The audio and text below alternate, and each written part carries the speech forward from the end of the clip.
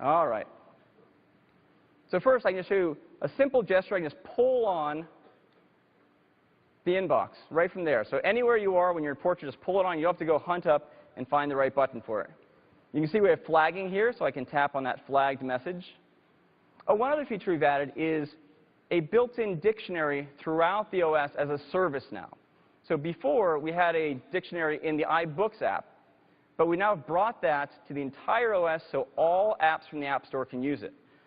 So here, if I just press down, let's say on lychees, I don't know what that is, let's say, I get a define in addition to copy. Tap define. There it is, built-in dictionary. It's great.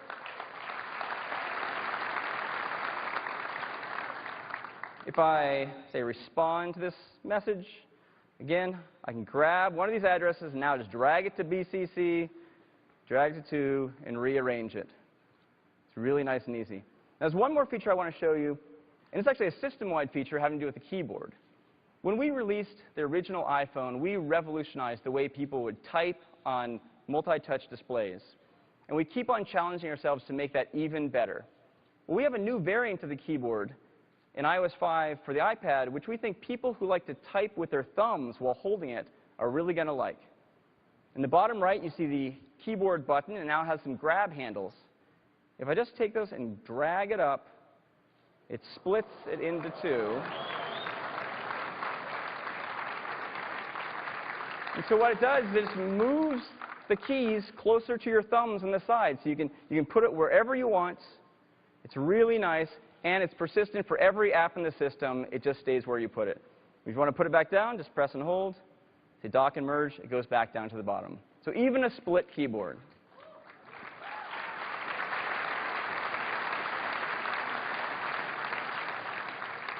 And that's mail. Number 8. PC free.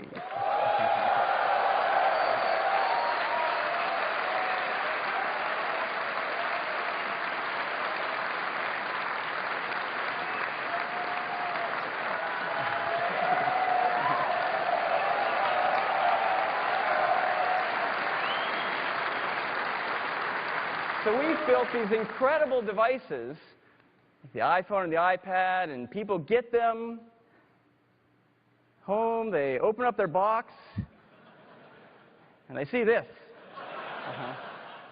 I say, what? Now, we're living in a post-PC world. In fact, especially with the iPad, we're ushering in the post-PC world. And we have a lot of customers coming to us and saying, I want to buy an iPad as my only device. I don't own a computer.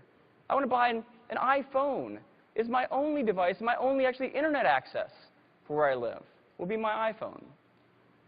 We know we're selling into a lot of places where the households just don't have computers. And they want to buy an iOS device as their only device, and that's exactly what we're going to support in iOS 5. Now, when you take your iPhone out of the box, instead of seeing this, you're going to see this.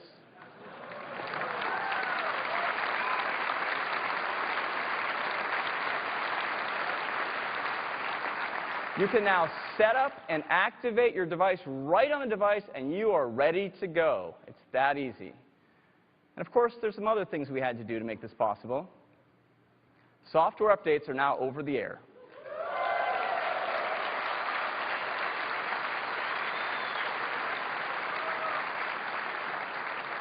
So you no longer need to go and plug into a computer just to update your software. And of course, they're now Delta updates.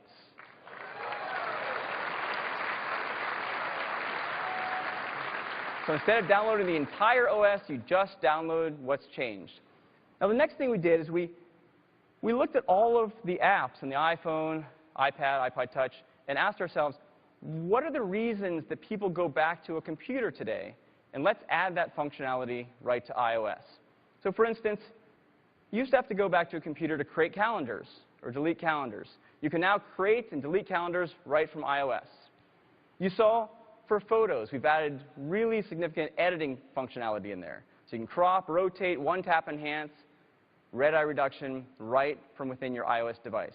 And even in mail now, you can create mailboxes and delete mailboxes right from iOS.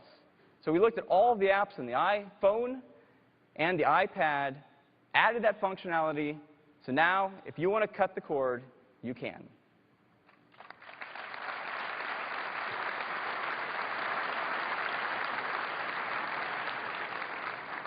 Next is Game Center. iOS is the most popular gaming platform on the planet. There are more than 100,000 game and entertainment titles in the App Store. And so about 9 months ago, we launched Game Center. And we did it to make it even easier for people to find players to play games against, and also to make it easy for you to compare how you're doing against your friends. Well, in just 9 months, we have 50 million Game Center users. Now, to put that into perspective, Xbox Live has been around for about 8 years, and they have around 30 million users. So Game Center is very popular, and we're making it even better in iOS 5. To make it more fun and social, we're adding photos. You can see photos of your friends, change your photos. You can now compare yourself against your friends using achievement points per game. You can see friends of friends as well. You also will get recommended friends that might be great people to play some of the games that you like. We've also added game recommendations. So there might be some really great games out there, maybe they're new, that you don't know about, and we'll help you discover those. Once you've discovered a game you like, you can purchase and download it directly from Game Center. Now, this is great both for our customers and for our developers. Another thing we've done for our developers is we've added support for turn-based games right into the OS. There are some great turn-based games out there like Scrabble, but the developer had to do all the work for that. And now that's supported right out of the box in iOS 5.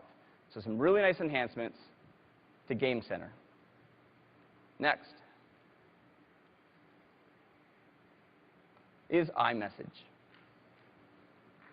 Now, I believe we have the best messaging client out there on the iPhone.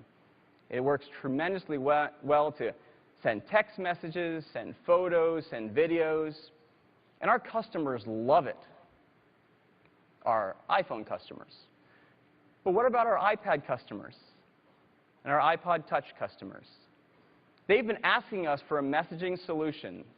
And so in iOS 5, we are launching a new messaging service between all iOS 5 customers.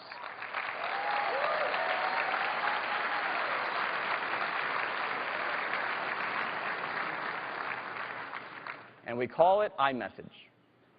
So iMessage supports the iPhone, the iPad, and the iPod Touch.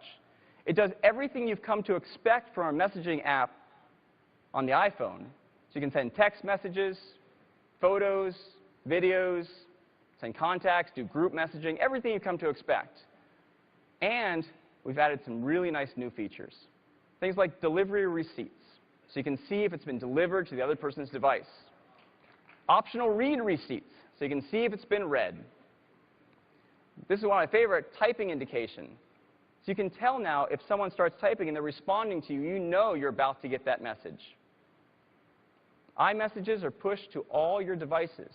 So if you start a conversation on your iPad and later pick up your iPhone, you can pick up right where you left off with all the context of that conversation to date.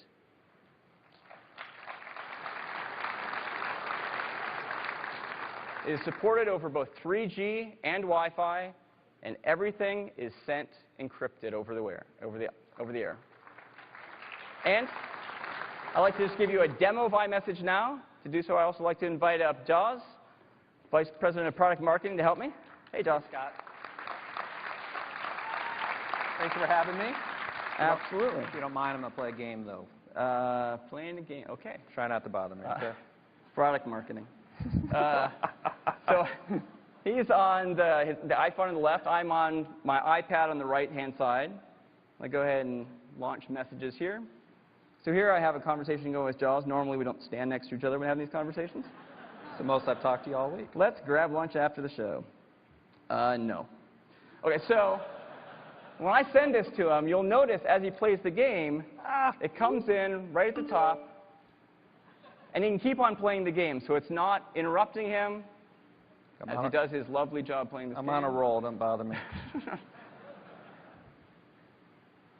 But at any time, he can get right back to that message. Uh-oh. At any time. I think this might be a good time. At any time, you can... It's so addicting. Just by pulling down, tapping on that, takes him right to this. Now, as he starts typing, see on my side where there's the 3 dots in the balloon. That lets me know he's currently responding. Well, I'll check maybe some other messages while he's doing so. So then when he sends the message, you see where it's sent. He gets a little delivered. It already knows it's been delivered right to my device. And when I tap on his message, it sends a read receipt saying read 11:15 a.m. He knows I've read it. So read receipt's great.